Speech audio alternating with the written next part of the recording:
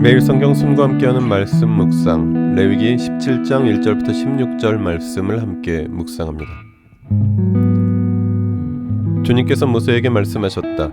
아론과 그의 아들들에게 그리고 온 이스라엘 자손에게 일러라. 이것은 나 주가 명하는 것이다.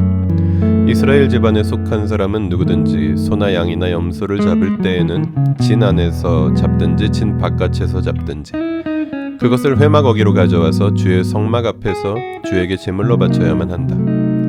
그렇게 하지 아니하면 그 짐승을 잡은 사람은 실제로 피를 흘린 것이므로 죄를 면하지 못한다. 그런 사람은 백성 가운데서 끊어져야 한다. 그렇기 때문에 이스라엘 자손은 들판에서 죽이려고 한 짐승을 주에게 가져와야만 한다. 그들은 그 짐승을 회막어기의 제사장에게로 끌고 가서 주에게 바치는 화목제물로 그 짐승을 죽여야 한다. 그러면 제사장은 그 피를 회막어기에서 주의 제단 쪽으로 뿌린다. 기름기는 불살라서 그 향기로 주를 기쁘게 하여야 한다. 백성은 더 이상 그들이 잡은 짐승을 순념 속 귀신들에게 제물로 바치는 음행을 저질러서는 안 된다. 이것은 그들이 대대로 영원히 지켜야 할 규례이다. 너는 또 그들에게 다음과 같이 일러라. 이스라엘 집안에 속한 사람이나 그들과 함께 사는 외국 사람이 번제물이나 어떤 희생제물을 잡고자 할 때에는 그 짐승을 회막어기로 끌고 가서 주에게 제물로 바쳐야만 한다. 그렇게 하지 않을 때에는 그런 사람은 백성에게서 끊어진다. 이스라엘 집안에 속한 사람이나 또는 그들과 함께 사는 외국 사람이 어떤 피든지 피를 먹으면 나 주는 그 피를 먹은 사람을 그대로 두지 않겠다. 나는 그를 백성에게서 끊어버리고야 말겠다. 생물의 생명이 바로 그 피 속에 있기 때문이다. 피는 너희 자신의 죄를 속하는 제물로 삼아 제단에 바치라고 너희에게 준 것이다. 피가 바로 생명을 지니고 있기 때문에 죄를 속하는 것이다. 그러므로 나 주가 이스라엘 자손에게 이미 말한 바와 같이 너희 가운데 어느 누구도 피를 먹어서는 안 된다. 그뿐만 아니라 너희와 함께 살고 있는 어떤 외국 사람도 피를 먹어서는 안 된다. 이스라엘 집안에 속한 사람이나 그들과 함께 살고 있는 외국 사람이 사냥을 하여 먹어도 좋은 어떤 짐승이나 새를 잡았을 때에는 그 피를 땅에 쏟고 흙으로 덮어야 한다. 피는 곧 모든 생물의 생명이기 때문이다. 그렇기 때문에 나는 이스라엘 자손에게 너희는 어떤 생물의 피도 먹지 말라고 한 것이다. 피는 곧 그 생물의 생명이니 누구든지 피를 먹으면 나의 백성에게서 끊어진다. 저절로 죽었거나 야수에게 물려 찢겨 죽은 것을 먹은 사람은 본토 사람이든지 외국 사람이든지 자기 옷을 빨아야 하고 물로 목욕을 하여야 한다. 그 부정한 상태는 저녁 때까지 계속되다가 저녁이 지나면 깨끗해진다. 그러나 그가 옷을 빨지도 않고 목욕을 하지도 않으면 그는 죗값을 치러야 한다. 1절부터 9절은 피를 사용하는 제사에 관한 규정입니다. 동물의 피를 사용할 수 있는 용도는 오직 제사를 드릴 때뿐이었습니다. 이스라엘 백성은 동물의 피를 오직 회막 안에서 주님께만 드려야 했습니다.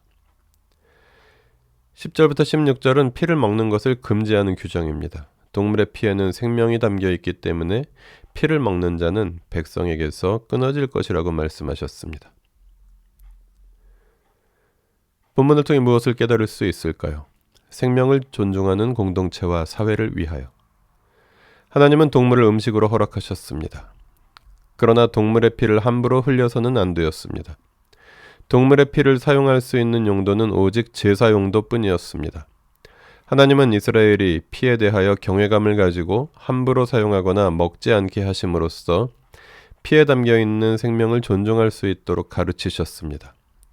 동물의 생명은 물론이요 사람의 생명보다도 자본의 이익이 더 소중하게 여겨지는 시대에 생명을 소중히 여기라는 레위기의 말씀은 하나님 나라 백성이 기억하고 붙잡고 순종해야 할 인간 존중의 공동체와 사회를 세워가는 출발점이 됩니다. 본문을 어떻게 삶에 적용할까요? 생명의 소중함을 기억하고 지키는 삶. 육식 자체가 죄는 아니지만 육식을 위해 숲이 사라지고 지구가 파괴되는 것은 결국 지구 안에 사는 모든 생명들을 인간의 쾌락을 위해 죽이고 인간 스스로를 파멸의 위기로 몰아넣는 결과를 초래합니다. 맑은 공기와 물이 점점 사라지고 지구의 온도가 점점 높아지는 이 시기에 생명의 소중함은 아무리 강조해도 지나치지 않습니다. 사순절을 보내며 고행과 금욕의 맹목적인 강조는 결코 미덕이 될 수 없지만 꽃 한 송이, 풀 한 폭이, 작은 생명 하나도 함부로 대하지 아니하며 절제하고 소중히 여기며 살아가라고 본문을 통해 주님은 말씀하십니다. 기도하시겠습니다. 우리를 위해 생명을 주신 주님, 주님이 창조하신 생명들이 고통을 받는 기후위기의 시대에 우리가 주님의 백성임을 기억하며 작은 생명들을 소중히 여기고 함부로 하지 않으며 욕심을 줄이고 절제를 배우며 주님의 은총 안에서 만족하며 살아가는 하나님 나라의 풍성함을 기뻐하게 하여 주십시오. 우리 주 예수 그리스도의 이름으로 기도합니다. 아멘. 매일 성경 순과 함께하는 말씀 묵상, 오늘의 묵상을 마칩니다. 말씀에 함께하는 하루 보내십시오. 고맙습니다.